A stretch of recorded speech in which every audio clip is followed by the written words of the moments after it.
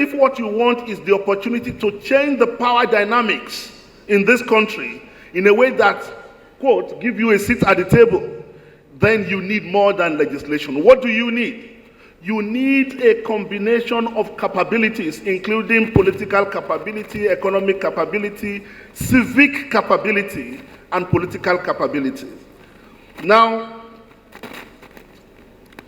all through our history, and all through human history, every single country that has made progress because of what the government has done. All the arguments about private sector, yes. But if you look at any country in the world that has made progress, that country has made progress because of what government has done in that country. Therefore, the change that you desire, the kind of prosperity that you desire, can only happen based on what happens within government. And that is the logic of not too young to run. The not too young to run is a matter of equity. It is fair enough that if 60% of your population is made up of youth, then youth must also have a seat at the table. But beyond equity is also something fundamental.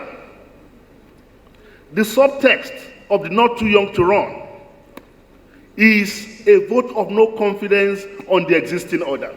What the young people are saying when they say they are not too young to run is to pass a vote of no confidence on those who are there at the moment, on the existing order. To say, look, we are younger, we are smarter, we can do it better. Therefore, create the space for us to come in. That's what the young people are saying.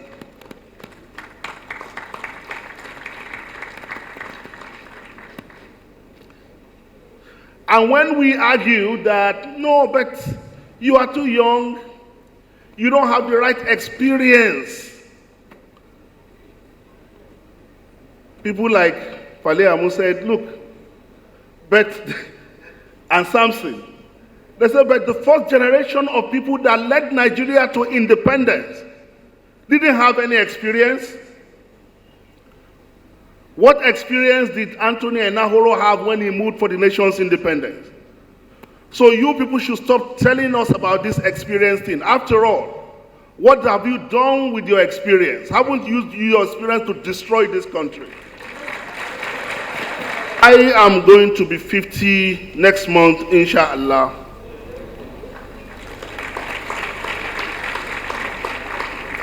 Thank you very much. God bless you. I had been in public office for 17 years. But everything that I have done in those 17 years depends on everything that I have done in the first 33 years.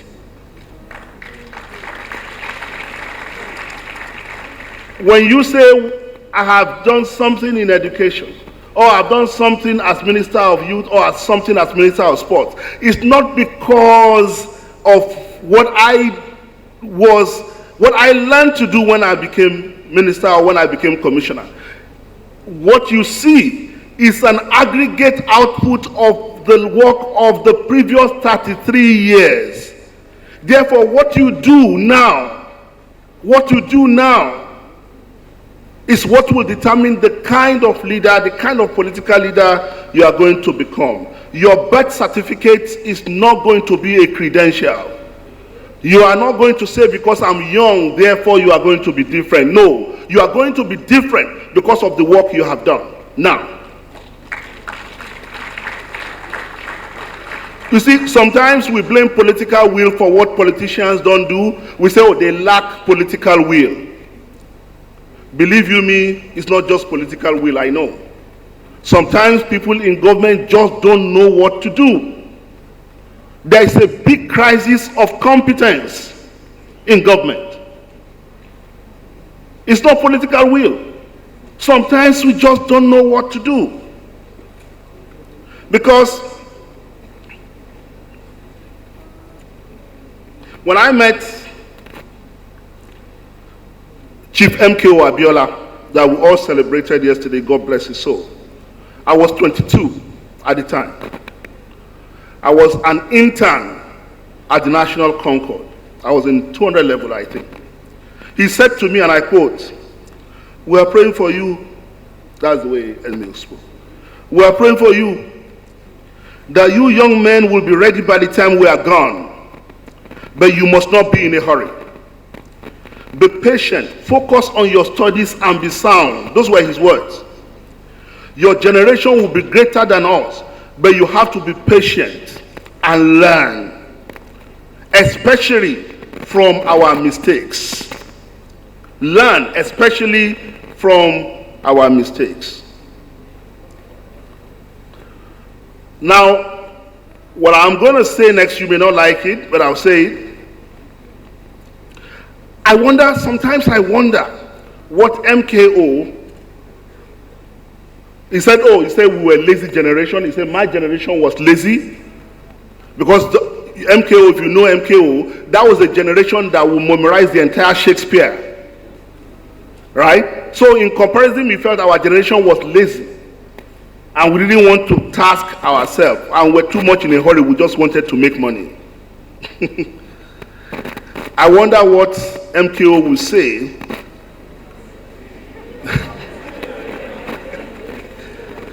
I wonder what MKO will say to this selfie generation.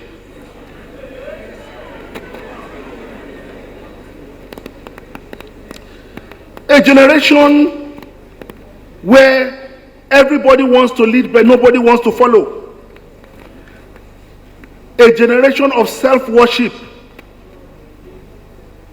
that delights only in collecting useless followers on Facebook.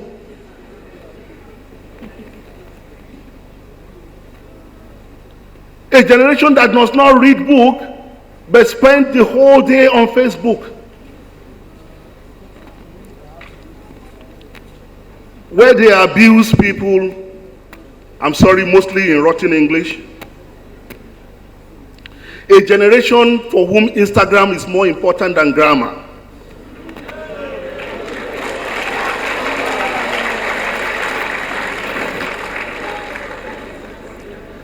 And television is more important than vision.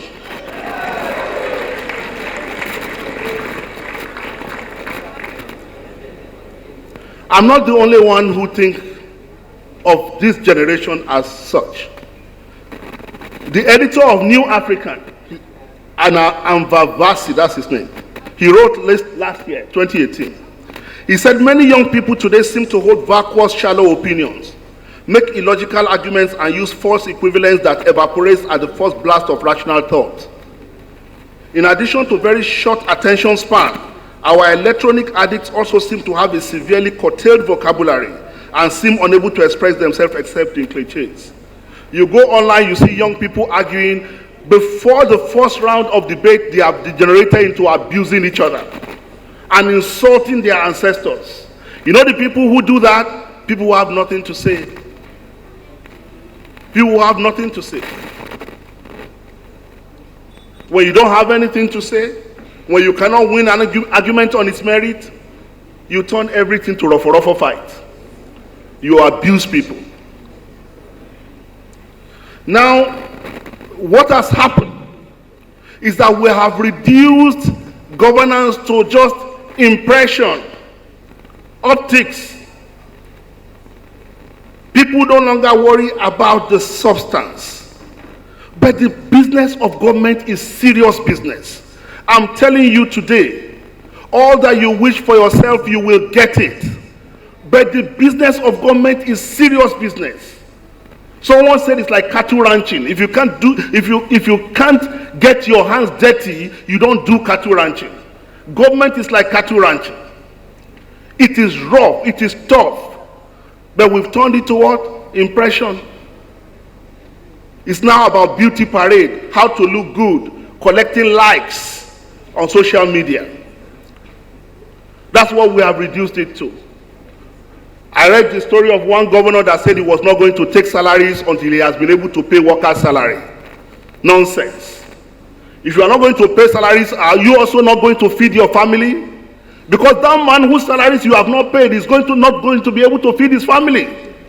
So if you say because you have not paid salary, you also not take salary. And by the way, how much is your salary? We know it doesn't work with salary.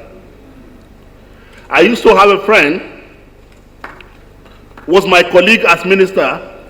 He used to tell me, I don't need staff, I drive myself around. I said, you drive yourself around? So what time do you read? What time do you think? Because if you are a thinker, if you are a problem solver, you are eating, you are thinking. You are in the toilet, you are thinking. You are driving, you will get an accident because you are thinking. Now someone is taking a pride to say he drives himself, and you are a federal minister. But you know what? If that gets out, all of you here will celebrate that minister on Facebook or Twitter to say, oh, he's a very humble public servant. But what does that do to improve the education of children? So the point I'm making is that until we begin to focus on what matters, the quality of governance or government will not improve. And it starts with your ability to develop yourself and invest in yourself now. It's not going to be what you do when. One last point before I let you go. My brother Tope Fashua. You see, when Tope told me he wanted to contest for president, I told him, Tope, God will bless you. Tope didn't think he was going to win. But Tope wanted us to understand that what it takes to be president of Nigeria, what it takes to be leader in Nigeria, is the quality of your mind, not the size of your pocket.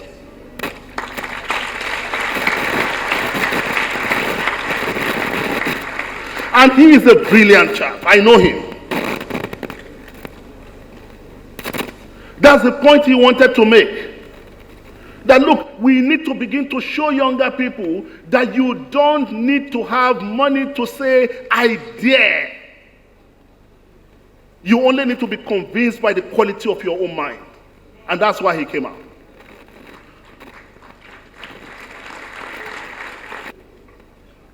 That's why I have problem with this craze about entrepreneurship. I have serious problem with it. Nigeria is driving every young person to become a trader, a businessman, because we don't have a solution to youth unemployment. But like Tope said, how can a country that has so much road to build have young people out of jobs? How can a country that has so many mouths to feed have young people out of job? But Nigeria's solution is to tell young people, nobody owe you anything. Go out there and fend for yourself. Go and sell things. Every young person you see today is trying to sell you one thing or the other. We have become a nation of hustlers. So what we are doing is a systematic demoralization of young people. And when I say demoralization, I'm borrowing that word from Ivan Kavlev. He said a demoralized person is a person who is not capable of thinking beyond himself. A businessman's priority is what? Profit. No businessman will put Nigeria first. So when you are asking every young person to become a businessman, you are breeding a generation of demoralized people who are emotionally disconnected from the country itself. For whom Nigeria means nothing. What matters is profit, no matter how. And that's why when a talker will come out to say, I want to be president, they laugh at him. They say, look at this one. How much money you get when you want to be president? Including young people like yourself who say they want a better Nigeria. Or especially young people like yourself who say they want a better Nigeria.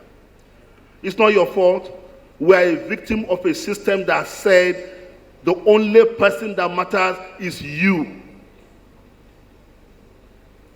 We don't have a sense of something bigger than us, something transcendental. Ms. Fale Amu asked, when last did you do something for Nigeria? I looked around, maybe only one hand or two. So please, before you think of what to do for Nigeria, think of what to do to make yourself ready for Nigeria. What work is more noble than the work of that man who is running, who stays awake at night so that the rest of us will be able to sleep? What work is more noble than that person who is running towards fire while the rest of us are running away from it? But when you turn everybody to a businessman, where will your doctor come from? Where will your engineers come from? Where will your civil servants come from? Where will your accountants come from? Where will your civil servants come from? We are in this mess today because the bureaucracy has collapsed. Why won't the bureaucracy collapse? So the point I leave you with is that if Nigeria is to gain that prosperity, it has to start by what you do today to develop your capacity to lead Nigeria. Thank you very much. God bless you.